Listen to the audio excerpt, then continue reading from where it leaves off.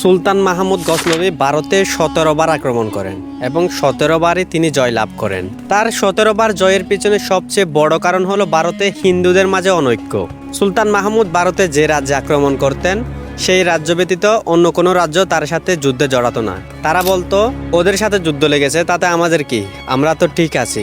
কিন্তু তারা এটা জানতো না সুলতান মাহমুদের পরের টার্গেট কিন্তু তারা।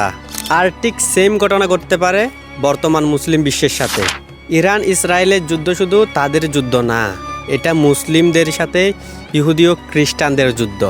ইরান হেরে গেলে হেরে যাবে মুসলিম বিশ্ব।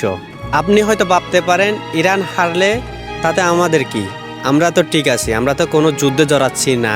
কিন্তু আপনার এই চিন্তা সম্পূর্ণ ভুল। তাদের মেন টার্গেট কিন্তু ইরান না, তাদের মেন টার্গেট হলো মুসলমান। তারা যদি কখনো ইরান দখলও করতে পারে তাহলে তাদের নেক্সট টার্গেট আপনার দেশ বা আমার দেশ হবে না, তাতে কি গ্যারান্টি আছে? আর একটা কথা, সুন্নি বা শিয়া নিয়ে এখন বিতর্ক করার কোনো সময় না। কিছু হুজুর আছে যারা এটা নিয়ে উস্কানি দিতেছে, তারা শিয়া আমরা সুন্নি এটা বলে। ভাই, যদি মুসলমানই না থাকে তাহলে শিয়া বা সুন্নি দিয়ে কি হবে? তারা যদি ইরান দখলও করে ফেলে তাহলে তাদের নেক্সট টার্গেট আমাদের এই বাংলাদেশ হবে না, তার কি গ্যারান্টি আছে?